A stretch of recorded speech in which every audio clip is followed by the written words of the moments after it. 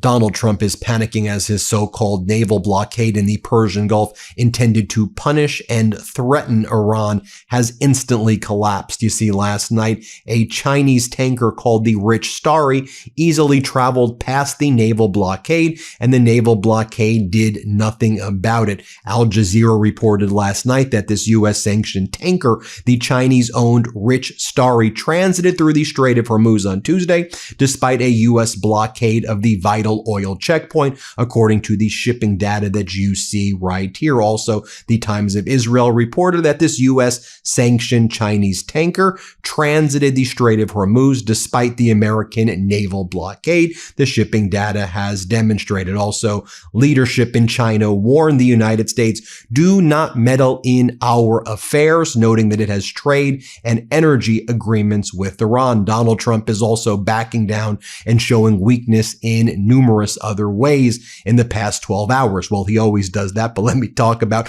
the last 12 hours. Instead of taking the usual route through the Mediterranean and Red Sea, the USS George H.W. Bush aircraft carrier is sailing the much longer route around Africa to reach the Persian Gulf. The detour avoids the Houthi-controlled waters like the Red Sea and the Bab el-Mandeb, that is the strait in the Red Sea. As Patricia Marins notes, it is in the details that we truly understand the real situation. And I think the weakness right now of Donald Trump and his regime that Iran can clearly see. You see, the USS George H.W. Bush and its carrier strike groups are currently off the coast of Namibia as they take the long route to avoid the Bab el-Mandeb Strait. If the American CSG is afraid to pass through the Bab el-Mandeb Strait and risk being targeted by the Houthis, what kind of security can possibly be provided to cargo ships?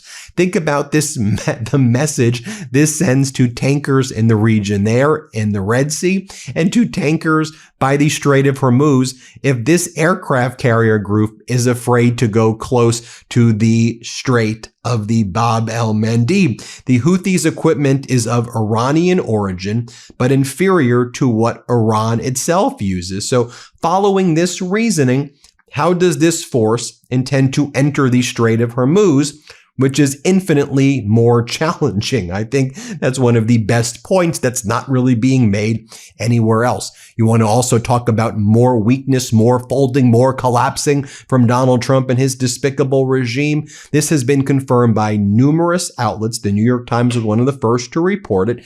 In talks with Iran, Iran is said to have offered the United States to suspend uranium enrichment for 5 years, but the U.S. insisted on a 20-year ban. However, think about what I just said. So both the U.S. and Iran agree that Iran can start enriching uranium at some point in the future.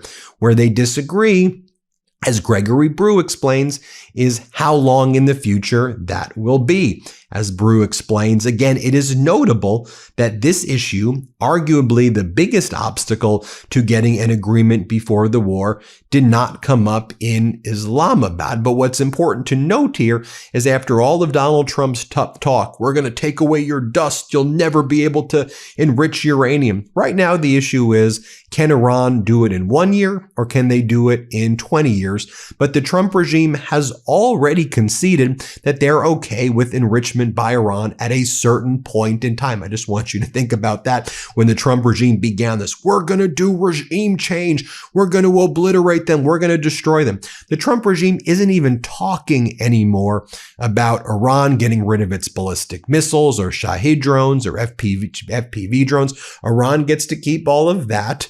In terms of, Iran having, other control in the region, I think the Trump regime basically concedes that. Donald Trump wants to be like a joint venture partner with the Ayatollah to both control the Strait of Hormuz together to charge the world that $2 million fee. And Iran's like, yeah, we don't want to do a joint venture with you. But think about the position of weakness that the Trump regime is.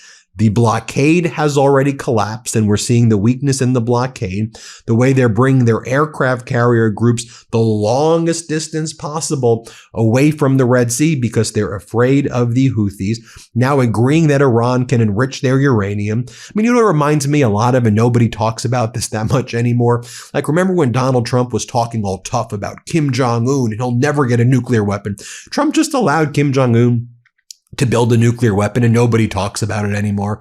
Just like accepted. We went from this is going to be the worst thing to the world. We can never let this madman get a nuclear weapon. In Trump's first term, he's like, hey, Kim, how you doing, Kim and Donald? You want to like me? You want a nuclear weapon? Everyone's like, okay, I guess you got to have a nuclear weapon now. That's the thing with Donald Trump. Loser, weakness, and we see time and time again, he just folds. He bankrupts his casino. He bankrupts his negotiating positions.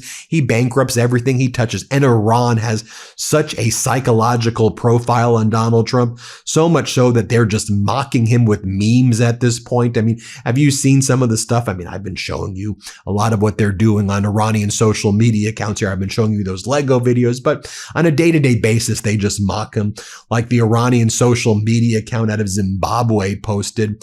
But they're still just wandering around the Indian Ocean, and they call the Donald Trump movie Pedoflix instead of Netflix. They go, Pedoflix presents Donald Trump and the Pirates of Hormuz. In treason we trust. A Pedoflix production. Coming soon. That's what they say right there. And then the Iranian Embassy of South Africa. I showed a longer version of this on the MeidasTouch podcast with my brother, so you can watch it. But the Iranian Embassy of South Africa, this is the video that they made and posted of Donald Trump. Here, play this clip. I will never give you up. The Strait of Hormuz must be shut. Blockade, blockade. In my head, just blockade. Please let the ships go through. And just while all of this news is taking place, this is somehow real life right here. This is how C-SPAN reported what went down in the past 24 hours. Yes, this is real life, folks. Play this clip. C-SPAN, bringing you democracy unfiltered.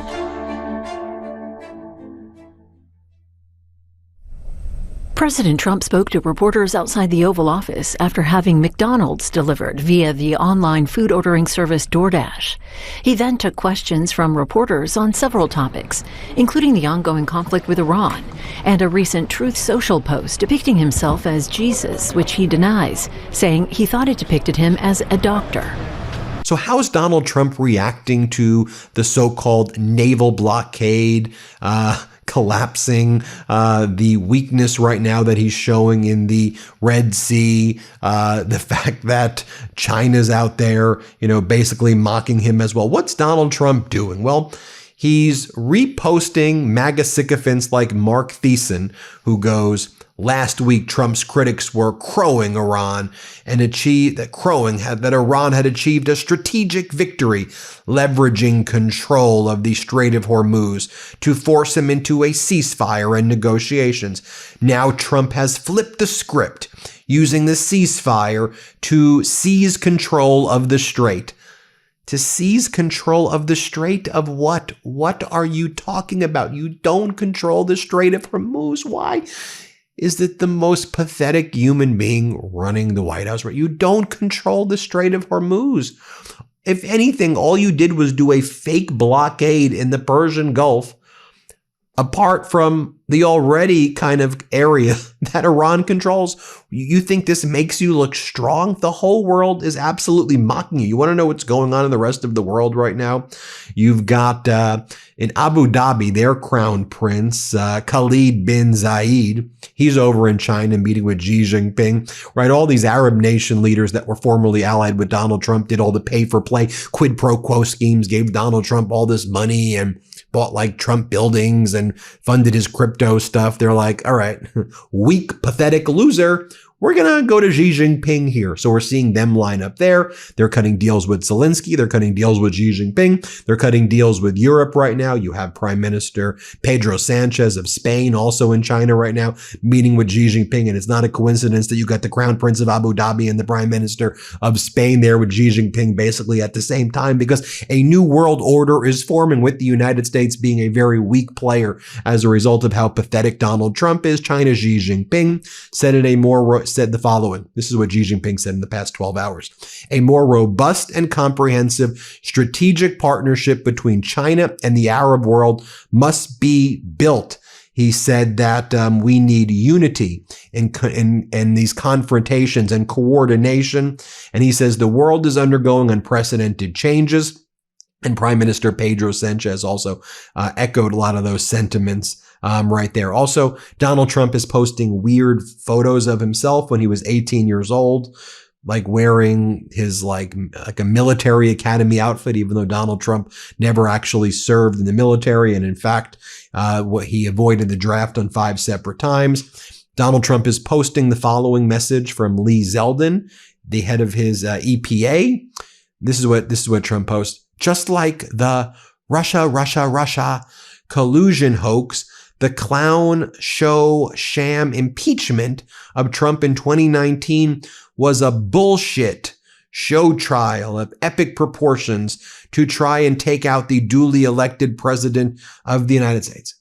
Russia, bullshit. Let's just curse and say the word Russia over again. Like, this is a deranged, vile thing in the White House. Like, can we all agree to that? What are you even talking about right now? You want to know Russia? How about you removing these sanctions against Russian oil and allowing Russia to make billions of dollars every day as it was in a dire economic situation? You revived their economy. You want to talk about Russia? You let the Russian tanker right through the other so-called blockade you did of Cuba. When you show that you do these blockades and people just get through your blockades, you realize that people recognize how weak and pathetic you are, and everyone's just mocking you at this point. Like, you do realize that. But Russia. Yes, Donald, Russia. He also posts for those people that still read the failing New York Times. And despite the fact that Iran has been totally obliterated, militarily and otherwise, you would think that Iran is actually winning, or at the very least doing quite well. But that's not true, and the New York Times knows that it's fake news. When does this corrupt media outlet apologize for their lies and horrible actions against me, my supporters, and our country itself? Have they no shame? Have they have no sense of decency? Donald J. Trump, like, what a pathetic loser this guy is. What are you talking? How has Iran been obliterated? They control the Strait of Hormuz.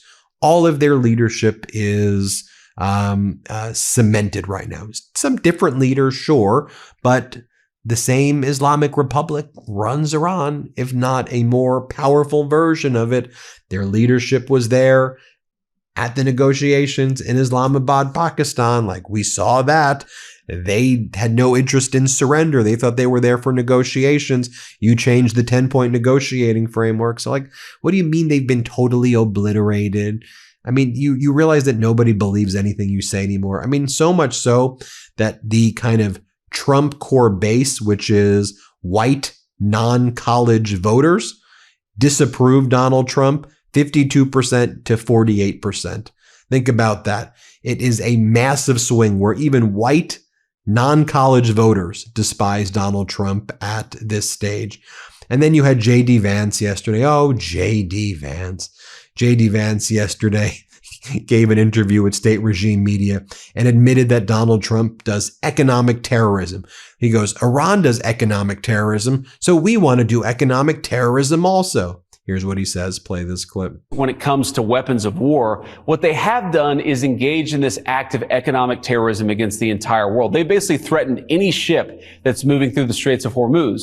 Well, as the President of the United States showed, two can play at that game. And if the Iranians are going to try to engage in economic terrorism, we're going to abide by a simple principle that no Iranian ships are getting out either. We know that's a big deal to them. We know that applies additional economic leverage. And again, Brett, the president wants the Iranian people to thrive and succeed. He has had his negotiation team put on the table a serious proposal. The ball is in Iran's court. Did we make progress? Yes. But we're going to find out from the Iranians whether we can make that ultimate bit of progress that gets us to a big deal. And then you had J.D. Vance basically throwing Donald Trump under the bus. And J.D. Vance is like, Brett Baer from State Regime Media, which calls Fox, like, we heard that you didn't support this war originally. And J.D. Vance is like, yeah, I didn't support it, but I'm not going to get into my private conversations. Here, play this clip. You had real skepticism about this at the beginning, and that you expressed that to the president. Is that true? Well, Brett, I give my advice to the President of the United States, and we all do. And I expect that when I give advice to the President of the United States, that it's going to be private, because the president should rely on his senior advisors without them then running to the media. What I will say, Brett, is that I 100% agree with the president on the fact that Iran can't have a nuclear weapon. I've seen that just in the negotiation that we've had over the last couple of days, that these are tough negotiators, but they're fundamentally the kinds of people where them having a nuclear weapon would impose terrible costs on the entire world. If they're willing to engage in economic terrorism on the entire world, what would it mean? What leverage would they have if they had a nuclear bomb in Tehran? That's not an outcome that is acceptable to us, or really should be acceptable to anybody. So I 100% support the president's goals here to keep nuclear weapons, to keep the worst weapons of war out of the hands of the Iranians. Well, there you have it, folks. Weak and pathetic Donald Trump. Weak and pathetic. Let me know what you think. Hit subscribe. Let's get to 7 million. Thanks for watching. New Meidas merch. Head to store.MeidasTouch.com today and get yourself the best pro-democracy gear and show your support. That's store.MeidasTouch.com.